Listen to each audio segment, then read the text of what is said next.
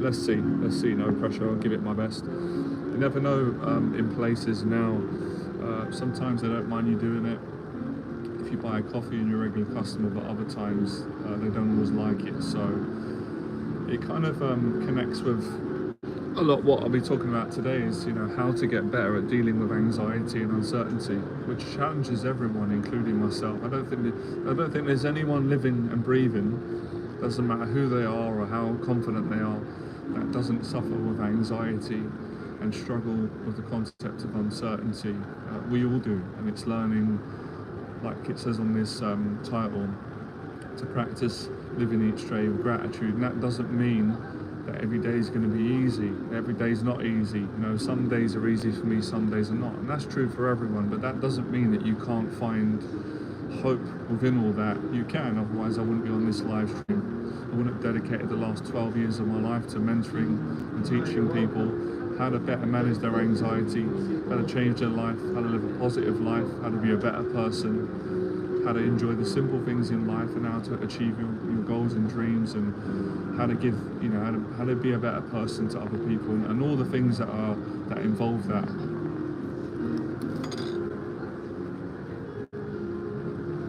So I'll talk on some of those things today. We can get some questions in.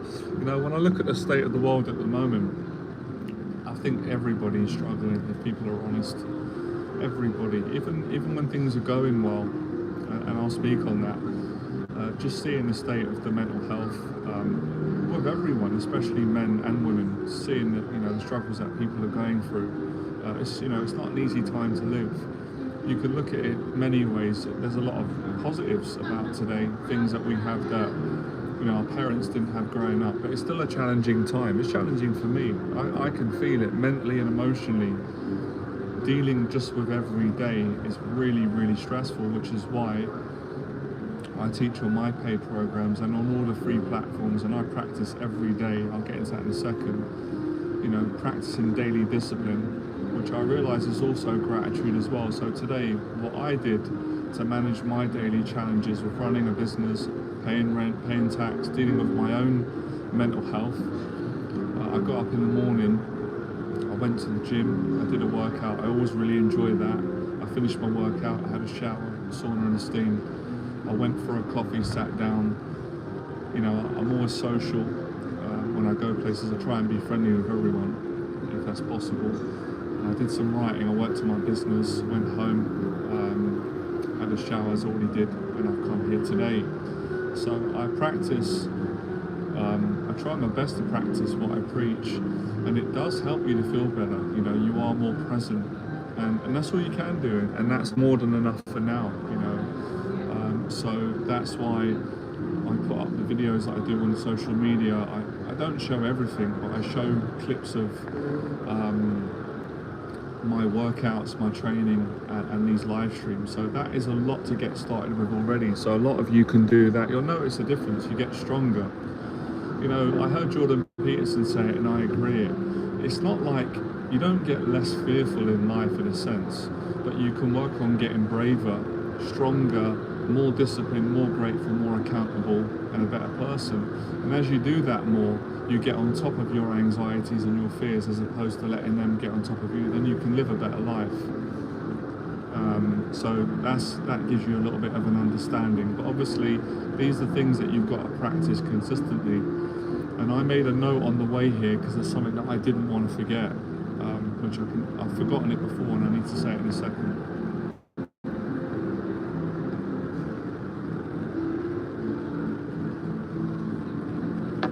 Now, I'll take this off. Let me get it more relaxed.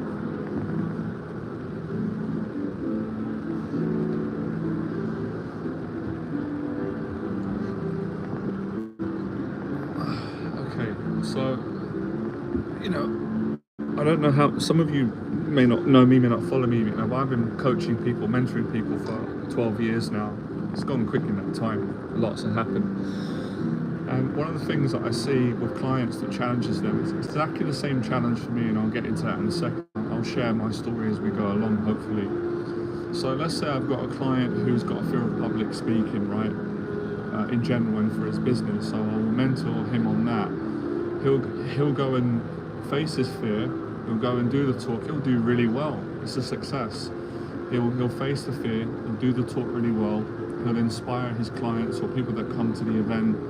He'll also make sales in his business, or he may not make sales, but it goes well. He helps people, faces his fear, and does really well. Well done. That's amazing, right? It's not an easy thing to do. Anyone that's never done public speaking, give it a try. It's one of the top human fears on all the main human fears that, you know, are rejection, death. Public speaking's well up there. But next month comes and I'm like, you've got to do another event. Obviously, you've got to keep on living. It'll be like, oh, it's understandable. It's like, I don't want to face it again. We all get that. I get that. It's like, well, I understand how you feel, and I totally get it. It's like, according to the mind, human nature is like, why would I want to put myself through something that is scary, uncertain?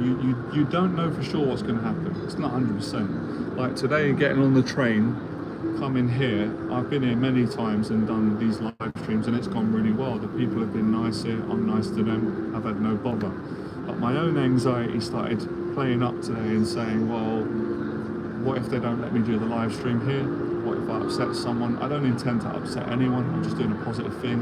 I'm spending money here. I appreciate coming here. I'm not speaking so loud that it will upset people because the music's playing. So far, so good. But you never know. There is a chance they could say, you know, can you stop doing the live stream? And I'm going to say, I'm going to respect that, right? It's not my house. And I'll leave or I'll stop doing it. But so far, that hasn't happened. So we'll keep going. And that's what challenges all of us. You know, we don't like the idea of having to face our fears forever until we die, right? Now, from that point of view, that can just send you crazy. Even sitting here thinking about it, it can just feel like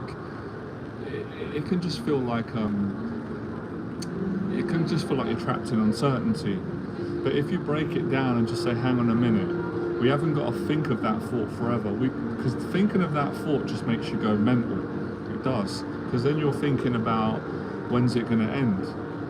And no one's really got an answer to that question. I mean, we can say it's going to end when we die. That's going to the extreme, which is true. And then I believe in the afterlife because I believe in God. Everyone's got their own beliefs. I respect that. So that's that point of view. The next point of view is, well, the public talk's going to last a couple of hours. It won't be forever. And after a couple of minutes, once you relax, you're going to realize that the people are very unlikely to be friendly. They're coming to the event because they want to be there. You're going to enjoy it, and you're going to feel great after, and you're going to feel nice and calm. And then you're going to think, what did I worry about? Why did I put so much pressure? Why did I worry so much about the future? What's the worst that could happen? Okay, you get embarrassed, you get awkward, everybody sees it. You know, from your point of view, everyone judges you and says that person is nervous right now. They're not comfortable, they're feeling shame. All right, I know that's not nice, but that's happened to all of us at some point. That's happened to me like 350 times, even more. So that's worst case scenario, but you won't die. A couple of days from now, no one's going to remember you. Everyone's thinking about their own life, and then you can go again, and you can get the talk better the next time. Do you see my point? But I understand it's human nature. I teach this for over a decade, but I still struggle with it as well, because I'm human. I'm not perfect in every moment, none of us are. I'm not brave all the time. I can't be strong every single day of every minute, neither can you. But I try to accept that, and that helps me to find gratitude, freedom, and, you know, and to live each day in faith and gratitude as opposed to living each day in absolute terrifying anxiety.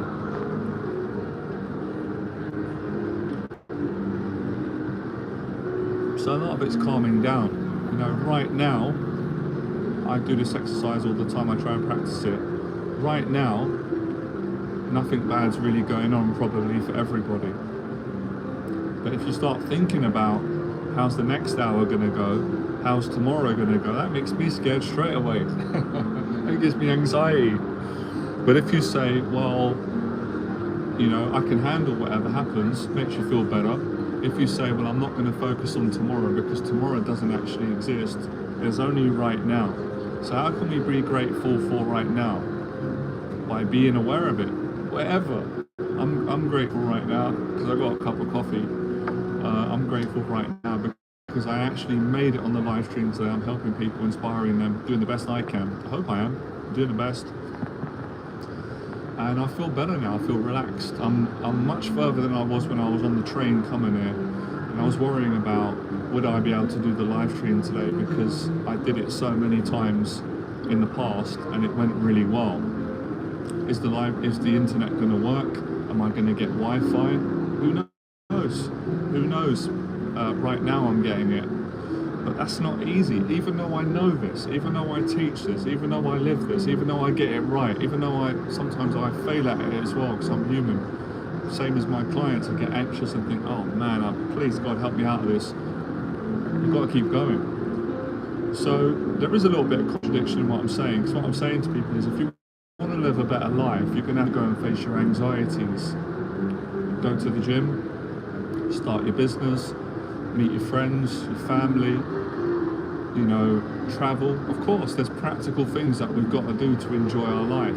But there's also an equal opposite. There's also learning how to be present and relaxed in your own skin, with your own mind, whether you're on your own or with people, wherever you are right now, it's happening. So it's two disciplines that I practice today.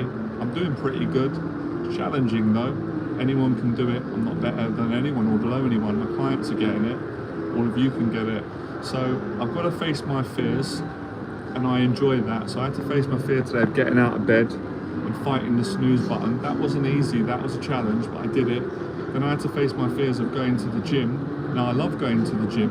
I'm not particularly scared of anyone at the gym. They're nice people, but psychologically I've got to face my own anxieties and thoughts and uncertainty. It's my mind. It's our mind.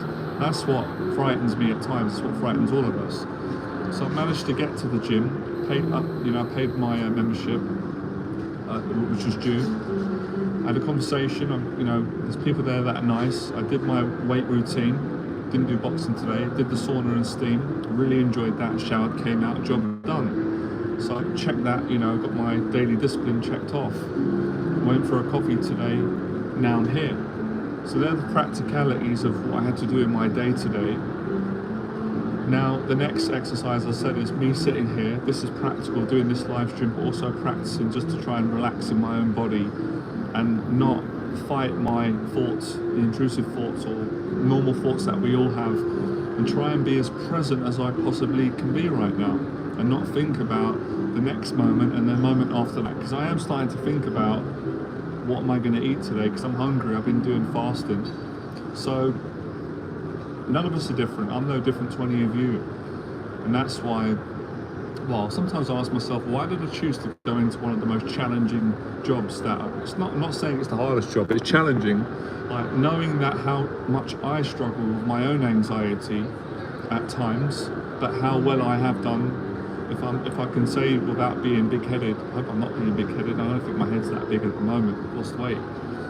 I've got it right many times, but even though I've got it right many times, I've also failed at it, and I get scared that I'm not going to succeed like I did in the past.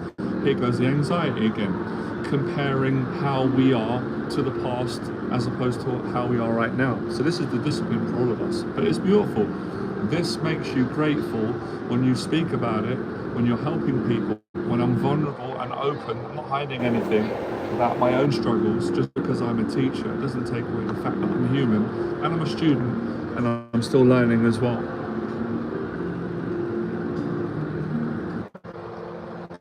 So uncertainty is challenging. It's challenging. For those of you that are mastering it, well done. I've been good at times and it challenges me, especially when we go through stuff in life, which we do. My best friend passed away. I don't even like saying it, but the reality is he took his own life, right? Just an amazing person. Now, that's not easy for me to deal with. I've got to deal with that every day. Is it easy? No, it's not easy. But I love him very much. I'll always love him. Had the most amazing times with him when he was living, and I just feel him in my own heart. I've been able to put some videos out. share my pain, my story, my gratitude, and it's helping other people that are also going through a loss, which isn't an easy thing to do. And I don't claim that I've got all the answers, but I can give you the best thing that I've got now, and it's finding gratitude in each and every moment, in each and every day, celebrating the person's life, moving forward. Of course, you're never going to forget them, and finding your own way of dealing with it. And I've got to turn to my faith. Even right now, I've got to turn to it. Otherwise, I'd have the strength to deal with it. It's the vulnerability and being okay with not always being strong, perfect, and that gives you automatic gratitude. So it's not easy dealing with loss, you know. But I'm going to speak on my friend. Amazing memories. Every time I think about my friend, well, it depends on how I'm feeling each day, but I always have just fond memories. But it doesn't even feel like he's not here anymore, because I was really close to him, and we had just, and I'm blessed. That's great. I mean, I can't really find words that I would say I'm blessed to have had a friend like him. I'm blessed to have had our relationship connection, and the times that we had, the best times we had were simple. It was coffee and amazing conversations, vulnerability, you know, respect, love, great conversations about life, about eating healthy, about the struggles, about business, about relationships, about humor, about memories, coffee, perspective, you know, spirituality, God, faith, our challenges, all of it, you know, the whole 360. So I'm very grateful for that, and I'm very grateful that I can celebrate my friend's life whenever it feels right, and share it with other people, and give other people strength through my story, through my struggles, hopefully through some of my successes, you know. So you know, this is what it takes to live each day in gratitude, as opposed to just living each day where you feel like there's no hope.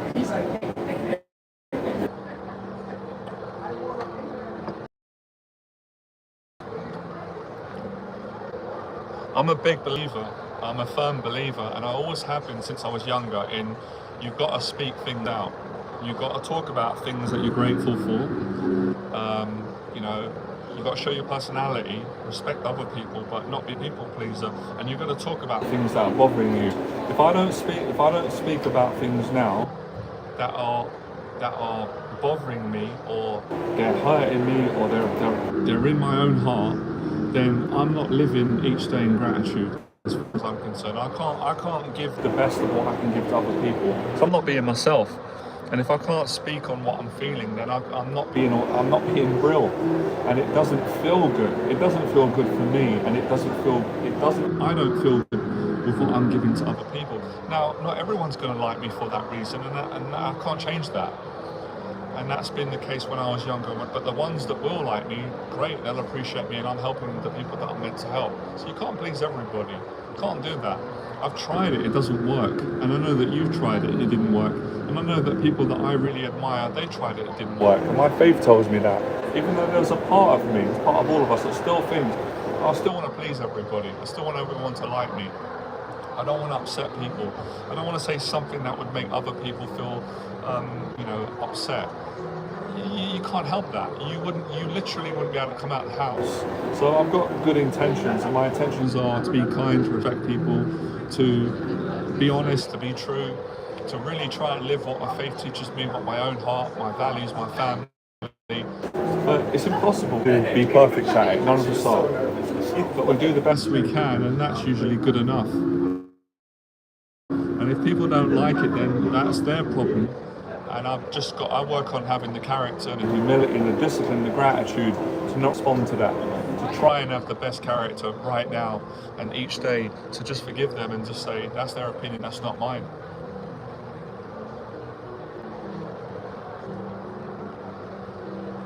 So a lot of the anxieties that we deal with have a lot to do with wanting to be liked by everyone. Because when we are younger, we're innocent, we're young, we're loving, we be ourselves. Someone comes in, there's a lot of nice people, of course. I think if you can just be present right now, if I ask all of you, like, be honest, I hope this is the case, right? I'm certain it is, but nothing's certain. But if you go back to when you were younger, there were nice people that were nice to you growing up. They accepted you for who you were, even when you were a kid. I had many friends that loved me for who I was. I loved them for who they were. There was no problem. And that's great. But there was always some bullies for both of us, men and women. It doesn't matter who you are. In my school, I got bullied badly at some point. So did everyone. Even people I thought they were some of the toughest, menacing, feared kids in school. Later on, I speak to them when we're adults now, and they say, you know what, Jonathan, I got bullied too. I was scared. I was like, wow, I didn't even think you were scared. Now I'm a bit old, a bit wiser. I hope I am. You realise that everyone dealt with some sort of bullying, and that affected people if they didn't get past it. So that's what starts to create this need to be liked by everyone. It doesn't make sense, doesn't it? If we're living in a big world of millions of people, even if you got like one person that loves you and likes you for who you are, which is always going to be more than that. Let's just say, let's go to the extreme. If 5 people love you and like you for who you are, why would you care if the rest of the world didn't? They're not paying your bills. They're not loving you at night. They don't know you. They don't know you the way that people who love you know you. You don't know them, so why would you care about what someone thinks about you? They don't even know you. They don't even care about you. They don't even care to care about you. They've just got an opinion. Why would you care? That's a question I'd ask myself and all of us, but we're human. It's human nature that we want everybody to have a good opinion of us. And until you work on yourself, your character, your faith, your discipline, your gratitude, until maybe you go through certain things in life and you really want to work at being stronger, you start to care less about what people think about you, especially people that don't know you. If someone knows you well and says something, that can hurt all of us, me included, because you love that person, whether it's a family member or a close friend. Even that though, there's a point where you got to overcome that. But I can understand that. But why would you care about what someone thinks about you on social media? That they don't even know you properly. They've just got a first impression because they saw you on a video, or they saw you speak for 2 hours on a podcast show, and they don't actually know your own heart, and they're coming from their own opinion. To be successful, to be like other people. But the crazy thing about all this is, a lot of this is a lack of education, miscommunication. So for example, just because you see someone on YouTube, on a podcast show, or you see someone that's very successful and famous, and they've got thousands and millions of fans, and they've got a lot of money, and they look perfect, or whatever your view is, or they're successful, they're famous, fair enough. So you think in your mind that they don't have anxiety, they're not carrying any shame, they don't get days where they feel insecure. They don't worry about what other people are thinking about them. They don't get days where they're stressed about their finances, about their health, or they're not angry for someone that hurt them, or they don't make mistakes. You're wrong. You're very, very wrong. And I didn't used to know this either, because I was younger and I didn't have that information. I was naive until I went through a little bit more life experiences, good, bad, indifferent. I became more mature, more understanding, more open, and I met more people. And I had a small experience of fame myself. And people thought these things about me that were not true. They think that I was perfect because they saw me on a video, they saw me doing good, and they saw me struggling, whatever they saw, whatever they thought. So it's getting this is a daily thing, I think, for all of us, a daily thing. We all have that discussion at times because we see people from afar and we're not with them in person. If only we had a bit more time in life to sit down with someone, have a heart to heart, like I'm trying to do now. I'm trying to have the courage to be as open as I can to help people and enjoy, my own self. If you could sit down and have a heart to heart with people, you'd realize that they're just like you. Okay, they may be better than you in one area. Let me give you an example. Just because someone is a world champion boxer and they're amazing at boxing and they're better than you at boxing because that's what they do, that does not mean that they're better than you in every area of life, and they're not. No one's better than everyone in every area. There are areas in your life that all of you are way better than me, and I'm insecure. It's not my area. It's not where I'm good at. I'm good at what I do. Speaking, teaching, motivating, counselling, helping people. That's my gift. I've been practicing that for 12 years. I'm still learning. So it's foolish to look at someone who's good in one area, they might be great in that area. It's good to appreciate them. I love appreciating people for what they've done. But it's very, very unintelligent to then make yourself lower because they're good in one area. You're good in your area. But a lot of people don't think that way until they have a change in the way that they think and how they see themselves, and they get a little bit more life experience.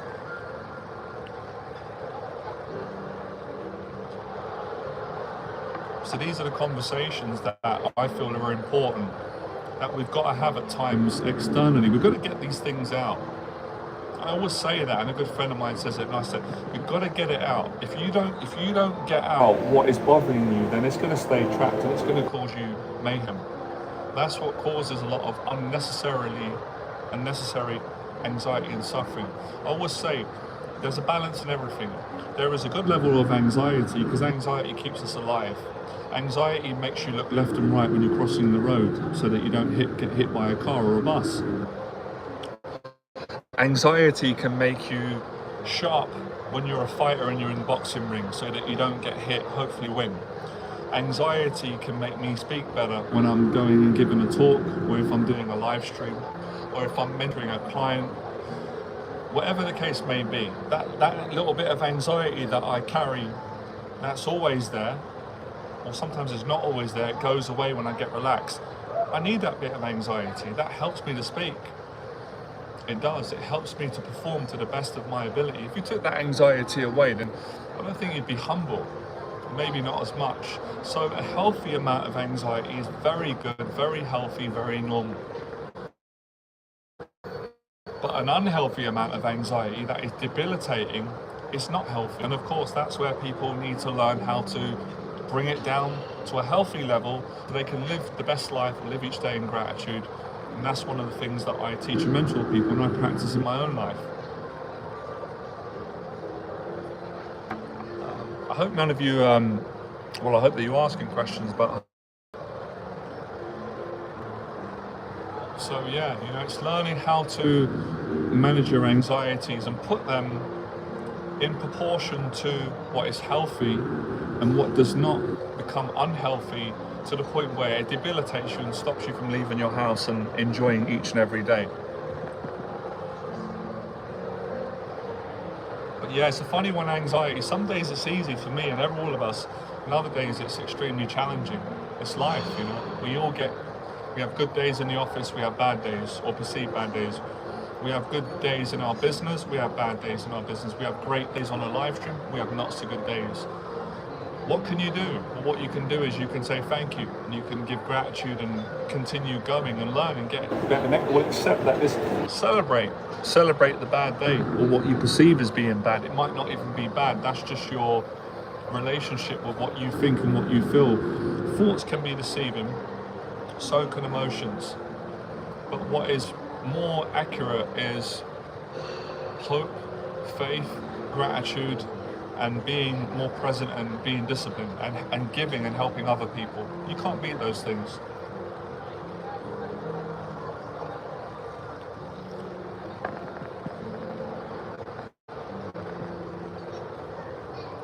No questions? Oh, I'm going to keep going.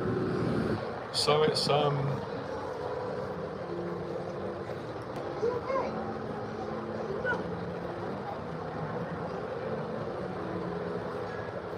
it's that ongoing challenge, and that's why I get it, why so many people, all of us at some point, me included, and my clients, and I help them, so many people struggle with consistency in life. Consistency with everything. Oh great, we've got a question. You're welcome, man. I'm glad that you're enjoying it.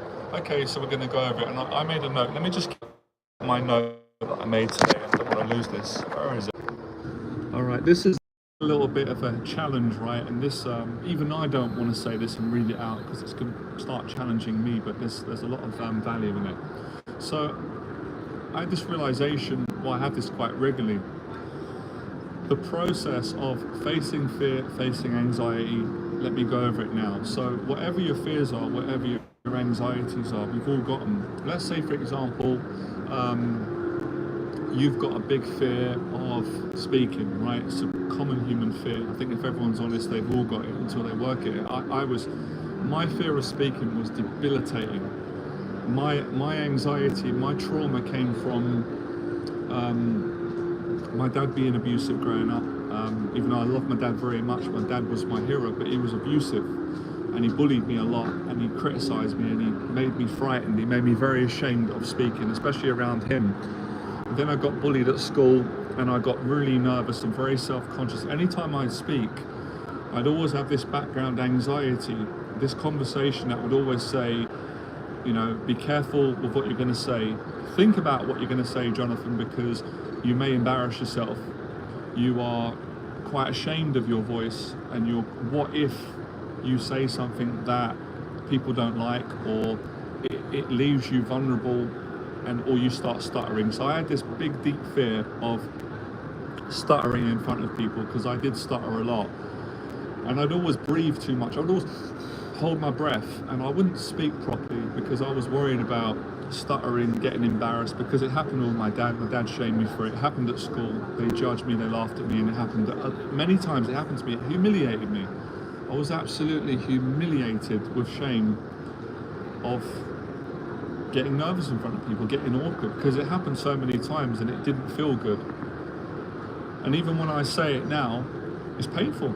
There's still part of me that there's a pain that I feel, which shows that, of course, I'm still a work in progress, which I hope people appreciate. I'm not perfect. I'm not claiming to be.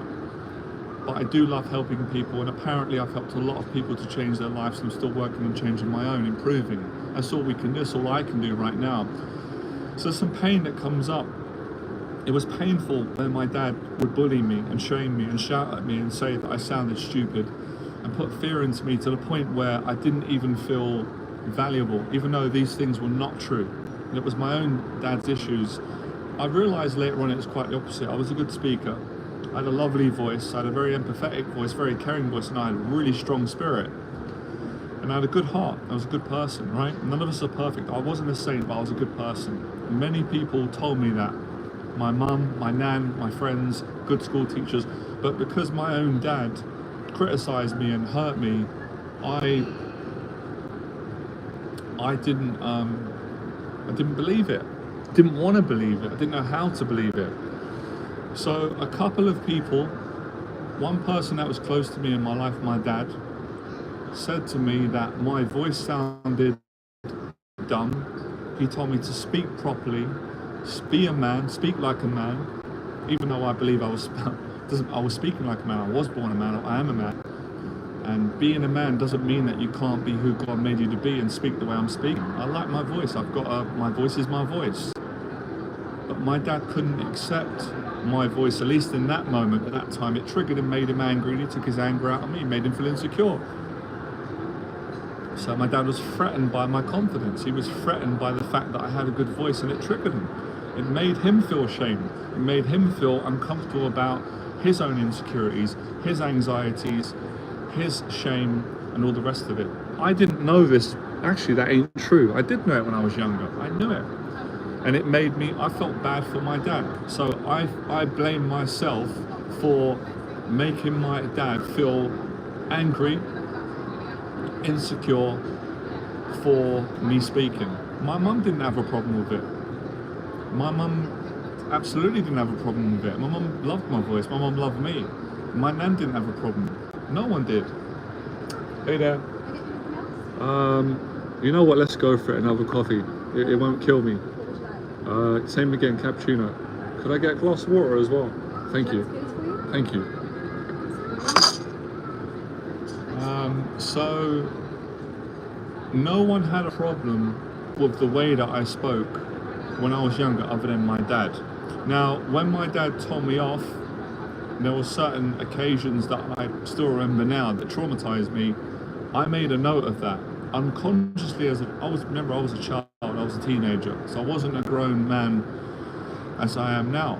I was 10, 9, 8, 11, 12. My dad was in his 30s. He was great. I was afraid of my dad. I loved my dad. I was afraid of him. I respected him, and his approval meant everything to me. even though I didn't like what he done, even though what he done in those moments was wrong. It wasn't right. So when my dad said those things to me, when my dad said, don't talk stupid, talk properly, of course, I immediately went, well, what is the right way to speak? Because up until now, I'm just speaking the way that God made me to speak. I'm speaking myself. No one else had a problem with it other than my dad in that moment. And in fact, I was thinking, wow, you never had a problem with me speaking for so many hours and so many days and years. Why is it a problem now? What is bothering you about the way I'm speaking? I'm actually speaking in a really calm way. I'm not even shouting. I'm not being aggressive. I'm not being violent. You're the one who's being violent. It doesn't make sense. I'm talking to my mum. My mum's in the kitchen. I'm in the living room. I'm sitting down. My dad's sitting in the living room. My mum's in the kitchen. Me and my mum are speaking. We're laughing. We're joking. I'm not doing anything wrong. All of a sudden, my dad doesn't like it. He gets triggered. He looks over at me. He's angry. His face is all screwed up, and he says to me, "Why don't you talk properly?" I'm in shock because I'm just thinking, what's he talking about? I am talking properly. Me and my mum are having a joke. I'm thinking, are you jealous of your own son? Like, is it making you jealous that me and my mum are having a good conversation? My mum's loving me. I'm loving my mum. I'm a young child. Like I'm innocent. Nothing's going on, and you've got a problem with it. You've got issues, man. You need to sort your issues out. You need to sort your jealousy issues out, your anger, your resentment, and you need to stop being a bully. That's what I'm really feeling. I know it's true. I know right from wrong. Even my mum has said, leave him alone. Like, he's not doing nothing wrong. Then my dad's being aggressive towards me and my mum. So that was one of the things that debilitated me as a child, and it continued up until my adult life. That's how you live each day with gratitude. So that hurt me. That broke me down. It made me ashamed. Even though I knew it was wrong. But because it come from my own dad, who I loved and trusted. And for me, my dad was like God. If my dad said something, I believed it without even challenging it or giving it a second thought. Thank you, it's lovely. Do you want me to pay now or after? Thank you.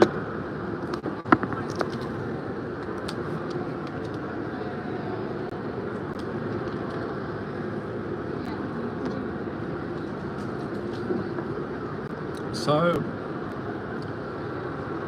you know, this is a big part of my story. These are the things that we often don't speak about because we are so afraid. We are so ashamed about what happened to us and the pain and the shame that we carry from our childhood. We feel what other people think, but I can honestly say, I hope this helps people.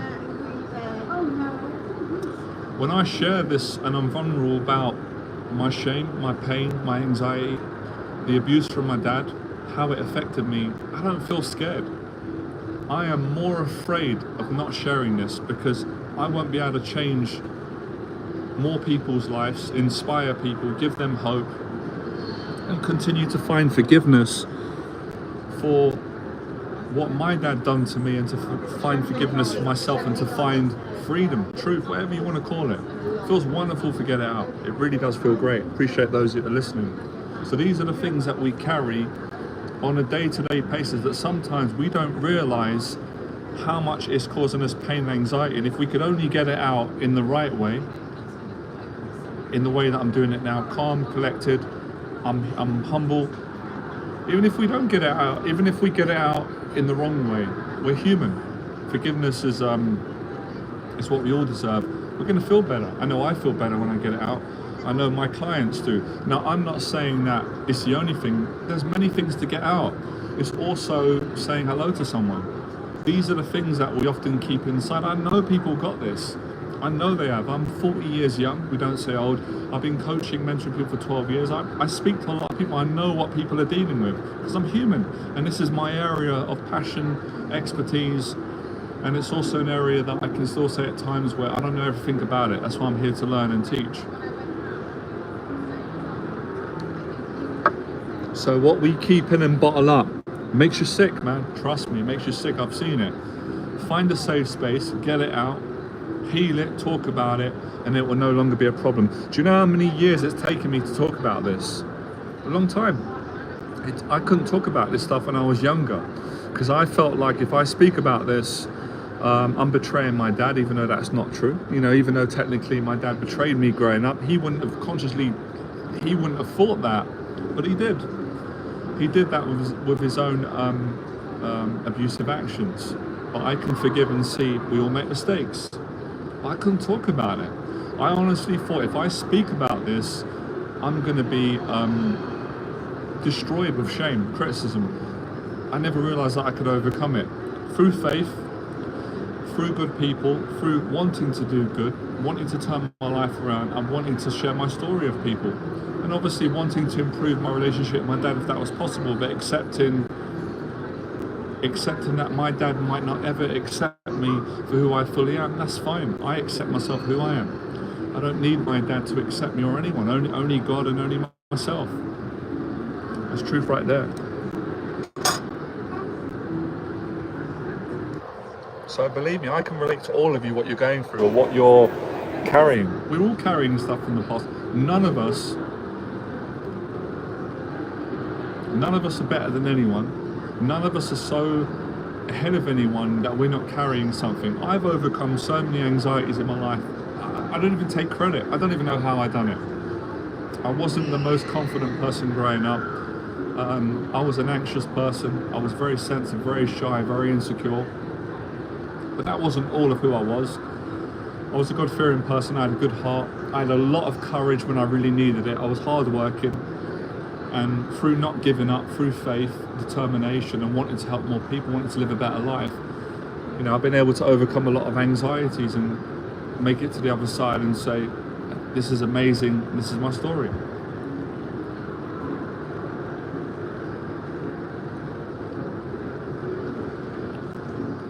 So hopefully my story, my continued testimony, my vulnerability, my weaknesses, my openness, because today I didn't even plan what I was going to talk about, and that's why I had anxiety, I was nervous, but I also felt really, really grateful to show my vulnerability and to stress a point and to come here and say, let's see what happens. And I'm enjoying it so far.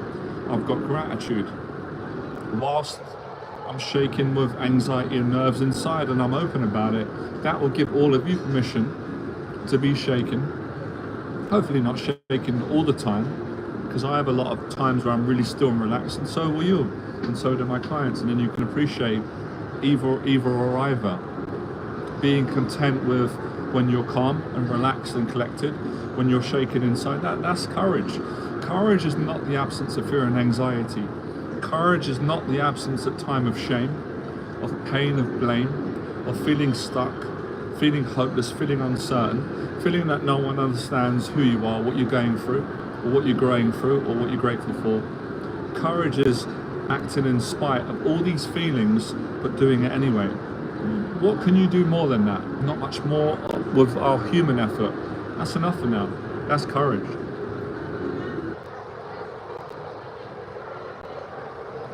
So if I can show up, if I can beat the snooze button today, if I can go to the gym, if I can go for a coffee in my favorite places, talk to people, be respectful, have a connection, take a shower, get on the train, come here, do this live stream in this nice place, all of you can do it. Because I'm not better than you. Definitely not better than anybody. I'm not below anyone. So that's the continuation of how I practice living each day with gratitude, with faith. I try with humility and with being myself, and all of you can do it. I'm no different.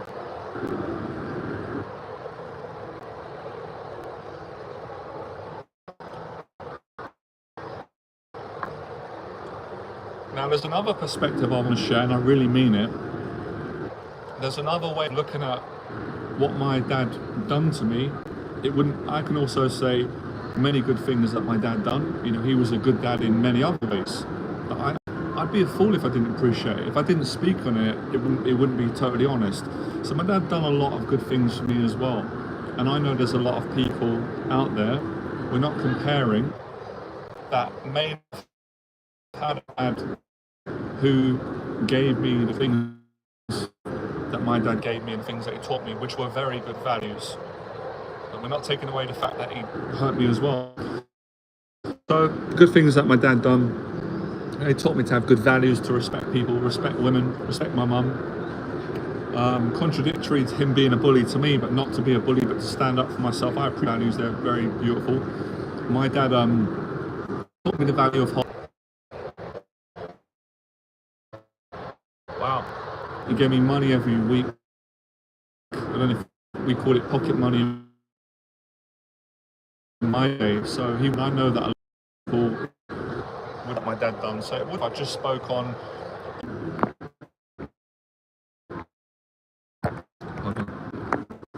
It's bizarre how